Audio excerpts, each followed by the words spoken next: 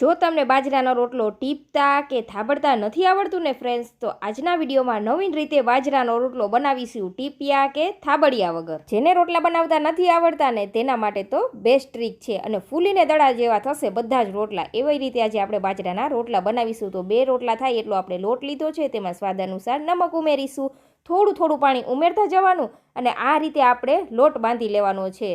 ના વધુ કઠણ કે ના વધુ ઢીલો એવો આપણે બાજરાનો લોટ બાંધવાનો છે. તો આ રીતનો આપણો લોટ બંધાઈને રેડી છે. આપણે તેને 2 થી 3 મિનિટ માટે સારી રીતે મસળીને કૂણવી લીધો છે. હવે તેમાંથી આપણે લુવા કરી લેશું અને આ રીતે આપણે રાઉન્ડ શેપ આપી દેવાનો છે. અને હાથેથી જો કોઈ કિનારી ફાટે તો આપણે તેને આ રીતે સરસ સ્મૂથ કરી દેવાની છે. અને થોડું અટામણ માટે આપણે લઈ લેવાનો છે બાજરીનો લોટ. આ રીતે લોટ ઉમેરીશું અને હલકા હાથે આપણે તેને આ રીતે પ્રેસ કરતા જઈને વણી લેવાનો છે. અને જો જરાય ત્રાસો લાગે તો આપણે આ રીતે હાથેથી શેપ આપી દેવાનો.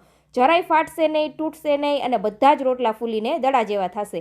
હવે તાવડી ગરમ છે એટલે આપણે તાવડીમાં રોટલો ઉમેરી દઈશું અને ઉપરની સાઈડ આપણે થોડું પાણી લગાવી દઈશું જેથી રોટલો છે તે ફાટે નહીં. ઉલટ પુલટ કરીને બંને સાઈડ આપણે સારી રીતે શેકી લેવાનો છે. તમે જોઈ શકો છો ફ્રેન્ડ્સ, ફૂલખા રોટલીની જેમ રોટલો આપણો ફૂલાઈને દડા જેવો થયો છે. તો હવે જે લોકોને બાજરીના રોટલા ટીપતા કે થાબડતા નથી આવડતા તેના માટે તો બેસ્ટ ટ્રીક છે. એકવાર આ ટ્રીકથી ફ્રેન્ડ્સ રોટલા બનાવશો ને એટલે ફૂલીને દડા જેવા થશે અને લાંબો સમય સુધી સોફ્ટ બનેલા રહેશે. તો જરૂરથી ટ્રાય કરજો અને ફોલો કરજો.